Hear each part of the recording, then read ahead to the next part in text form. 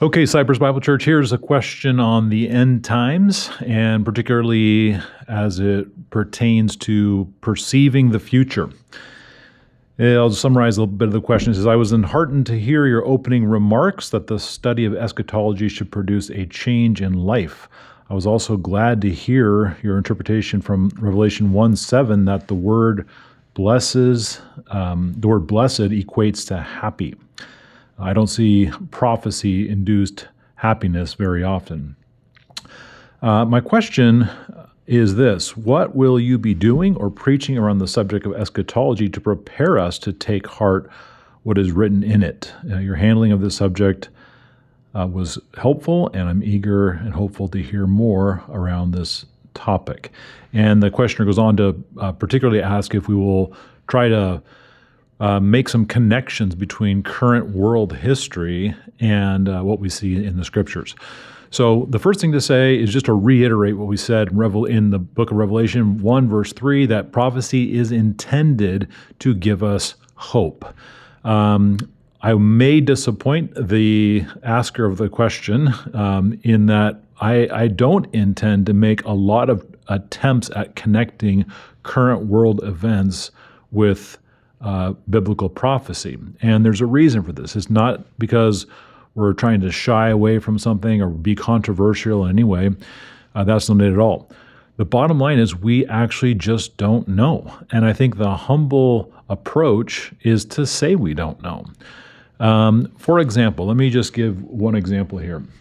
Let's take the largest piece of prophetic history, as far as I'm concerned, which is the nation of Israel coming to Christ. Okay, so the entire nation of Israel is supposed to come to Christ and be restored in the land. I mean, there are dozens and dozens of New Testament prophecies to this regard.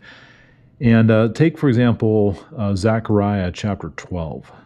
Zechariah chapter 12, it says this, verse 3. It says, on that day I will make Jerusalem a heavy stone for all the peoples. All who lift it will surely hurt themselves, and all the nations of the earth will gather against it.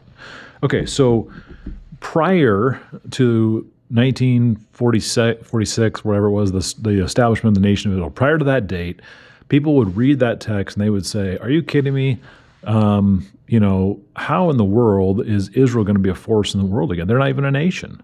Well, the nation of Israel was recreated, and so many people looked to that text and said, man, right before our eyes, world history is being established.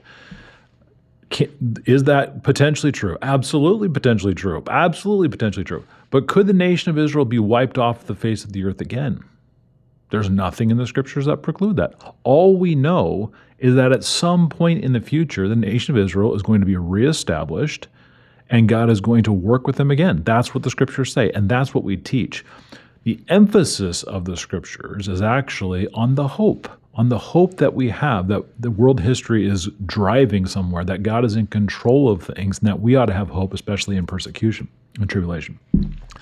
One thing to remind ourselves again in this discussion, Jesus himself many times says that even he doesn't know the day or the hour. The disciples wanted to know, Mark chapter 13, hey, when is all this stuff going to come? And Jesus himself said, even I don't know the day or the hour. So we can